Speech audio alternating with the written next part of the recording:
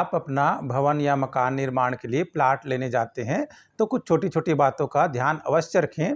जैसे जो भी प्लाट आप लेने जा रहे हैं तो ध्यान रखें कहीं वह बंद गली में तो नहीं है, जहाँ से जाकर लौटना ही मुश्किल हो जाए, उसी मार्ग से ही वापस आना पड़ता है। तो एक बात का ध्यान रखें, बंद गली में बनाया हुआ मकान जो है असाध्य रोगों को आमंत्रित करता है। कई लोग वहाँ पर हृदयघात जैसी समस्या, डायबिटीज़ या कैंसर जैसे रोगों से जूझते रहते हैं। तो बंद गली में प्लाट लेने से बचें। उसके साथ-साथ यह भी देखें, आप जो प्लाट ले रहे हैं उसके ठीक सामने, प्लाट के ठीक सामने ही कोई ट्रांसफ़ार्मर या बड़ा कोई पावर सप्लाई ज़ोन या बड़ा खंभा तो नहीं है। यह भी एक प्रकार की अशुभता लेकर आता है। इसके साथ-साथ कई बार हम समझते हैं कि मंदिर बहुत शुभ होता है। मंदिर तो ख़ैर पूजा-पाठ धर्म स्थल है, बहुत शुभ होता है, लेकिन मंदिर के ठीक बाजू में घर बनाने से बचें।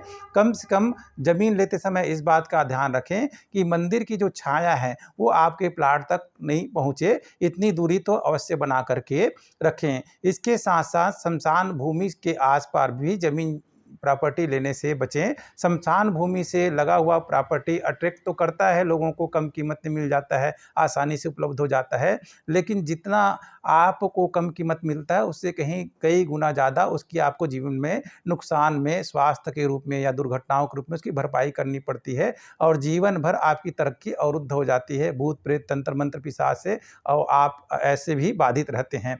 तो इस तरह की छोटी-छोटी बात का ध्यान रखें। वास्तुशास्त्र में इन बातों का बहुत ही ज़्यादा महत्व है। आप शत प्रतिशत वास्तु से बनाकर मकान बनाकर रह रहे हैं, लेकिन आपका घर मंदिर से सटा हो या श्मशान भूमि के पास में हो या आपके घर के पास ट्रांसफ़ार्मर हो या कोई बहुत बड़ा वृक्ष है, बरगद के वृक्ष की छाया पड़ रही है आपके घर में या पीपल के वृक्ष की छाया पड़ रही है, तो यह बहुत अशुभता लेकर के आता है। आपका तरक्की रुक जाता है जीवन में, बाधाएँ बहुत आती हैं और अनेक तरह के दुर्योगों का आपको सामना करना पड़ता है।